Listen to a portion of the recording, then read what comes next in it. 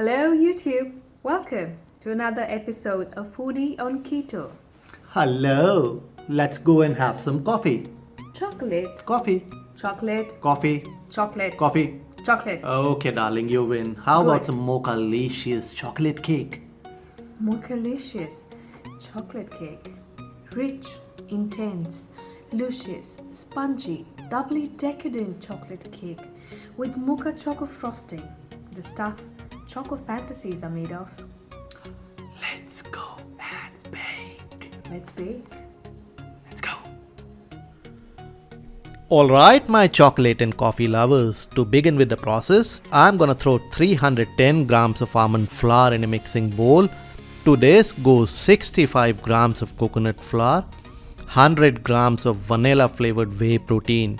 If you don't have vanilla flavored whey protein, do not worry, you can use unflavored as well, but make sure to add some more sweetener.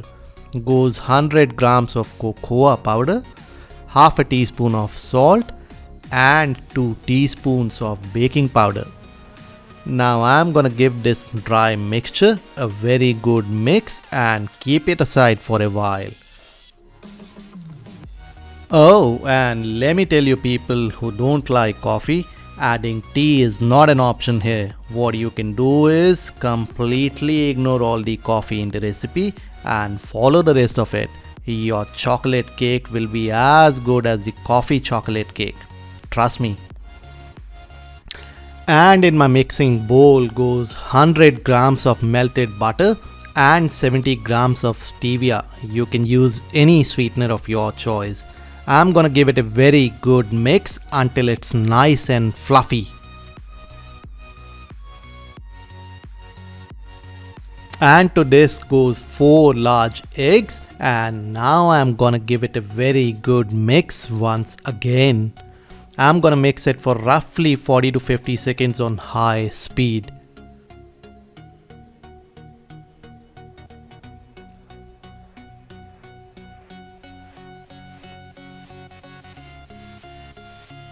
Here goes 200 ml of almond milk, that's the unsweetened almond milk, and let's give it a good mix once again.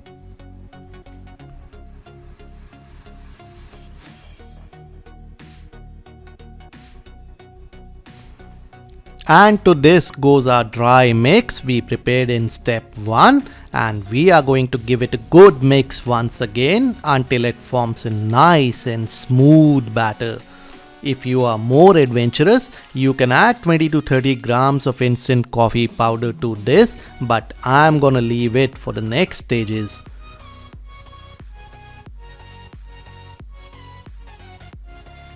And our end result should look something like this.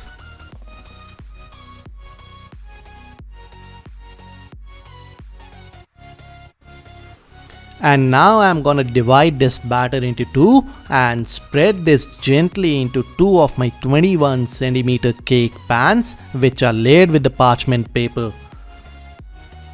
And once I'm done, this goes in the oven at 180 degrees Celsius for roughly 25 minutes.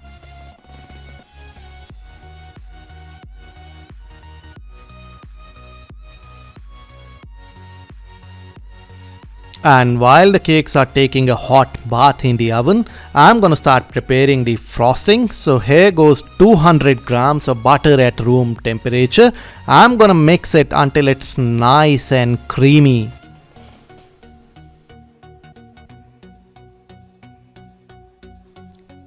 And to our creamy butter, I'm gonna throw 75 grams of 100% cocoa powder and mix it until it combines really well with the butter.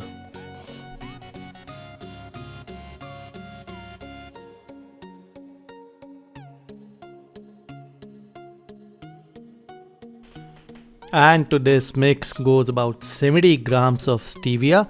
You can use any sweetener of your choice. You can add more or less depending on your taste buds, so it's always a good idea to throw less, taste it and add more if needed. Easy. Just mix the sweetener with the cocoa and butter mix, and in between throw 90 ml of brewed coffee and 2 teaspoons of instant coffee powder of your choice.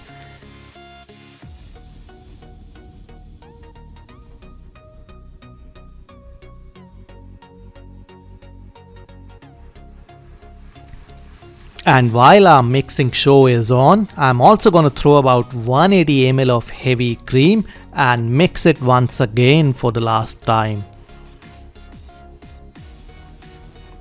Our end result should be a nice and smooth looking frosting, just like this.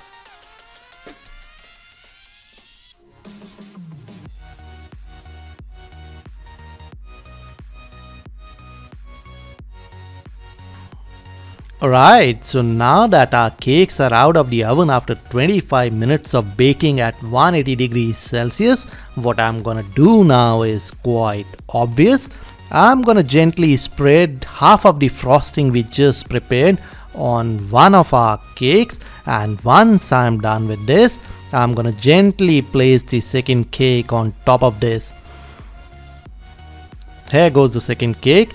Now whatever frosting I am left with goes on top of and the sides of this whole cake.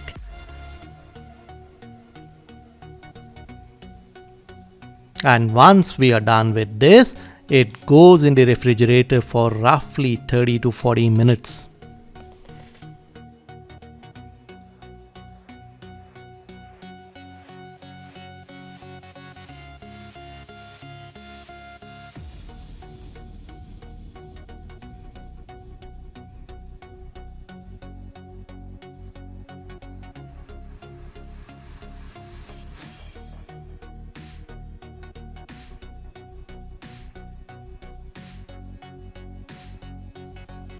And after 30 to 40 minutes, once the cake comes out of the fridge, I do not think you need me anymore, but I would strongly suggest to try to control your portions, baby. Indulge at your own risk. Enjoy.